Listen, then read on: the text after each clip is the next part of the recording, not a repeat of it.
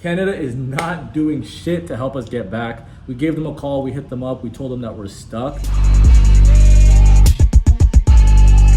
Is it real? 'Cause you're on the block. What's going on, you guys? Welcome back to another video. In this video, I'm going to be answering some questions that you guys have about me being stuck in Bali for the next month, 2 months to 6 months, who the fuck knows. So first things first, I want to break down the whole situation, what's been going on from start to finish. I'd say about 4 to 6 months ago, I booked an entire 2-week vacation, staying in multiple villas in Bali. That flight took place on March 14th. We arrived in Bali March 16th, and that's kind of when this whole situation started to happen.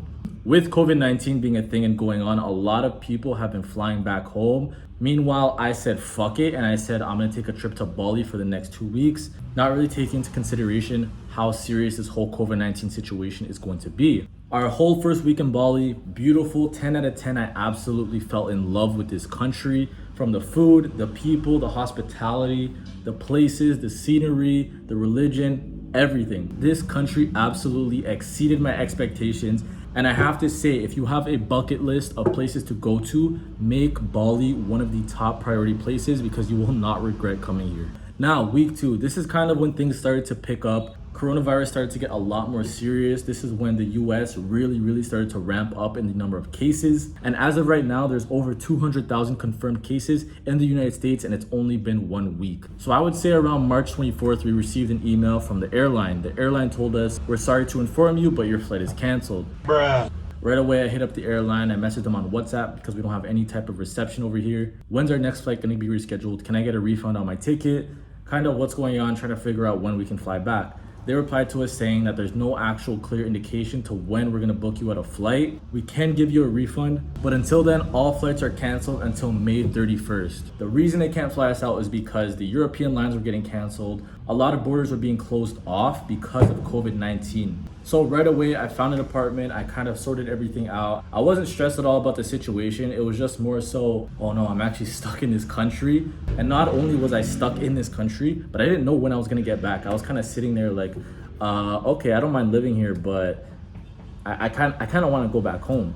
So that's basically what happened, and this is kind of where I'm at right now. So I went to Instagram stories. I put up a little tab where you guys can ask me questions. Just to be clear, these questions are going to be Forex and Bali related. So anything irrelevant to those two topics, I won't be answering. First question, how long are you staying in Bali? As of right now, like I said, I have no fucking idea. I'm probably going to be here. The airlines told us either 2 months for April and May or until September. So it could be 2 months, or it could be 6 months. I really have no idea. Next question, are you coming back home? As of right now, I have no idea. It really looks like everything's up in the air. I'm just waiting for the airline to get back to us and kind of fill us in on what's going on. Do you have one main strategy when it comes to trading, or do you have multiple? So me personally, I have multiple trading confirmations. I have multiple trading strategies. Nothing is ever going to look the same. Nothing is ever going to be done the same. When you're trading, the markets are always different. There's a lot of volatility. And because of that, you need multiple different analysis, different strategies when you're entering in different markets.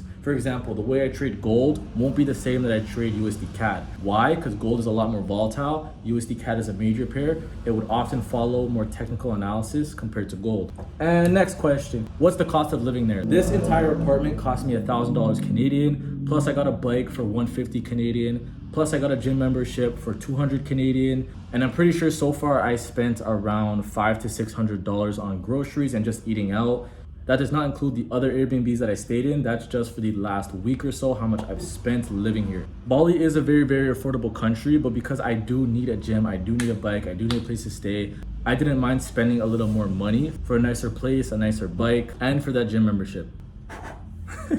And our next question, back to Bali. Best place to hang out in Bali. As of right now, there's no places to where you can hang out with large gatherings. For example, the beach, waterfalls, clubs, restaurants, they're all closed at the moment. The only actual stores that are open are local owned restaurants. But if that wasn't the case, obviously the beach and the waterfalls are fucking phenomenal here. And I do recommend that you check them out. They're probably the main reason that a lot of people come to this country is because of the beautiful scenery. I've already spent some nights in some beautiful villas. And I recommend it to anybody if you're looking to travel anywhere. Make sure Bali is on that bucket list. Next question, do you like Bali? I was thinking of moving here for a bit. I fucking love it here. Everything about this country is beautiful. The scenery, the lifestyle, the food, the people. The locals are probably the nicest people that I've ever encountered. Even on a spiritual level, if you're a very religious person, they do have a lot of religious practices here. So I do believe no matter what kind of person you are, you can definitely fit into this culture. And the overall environment, like I said, 10 out of 10. And the last and final question, I feel like this is a very, very important question, so I threw it in there. Is Canada helping you get back? Canada is not doing shit to help us get back. We gave them a call, we hit them up, we told them that we're stuck, and they basically said there's nothing they can actually do. They said they're helping a lot of Canadian citizens that are stuck in the Caribbean. We're not in the Caribbean, we're in Indonesia, so we're kind of stuck here doing our own thing.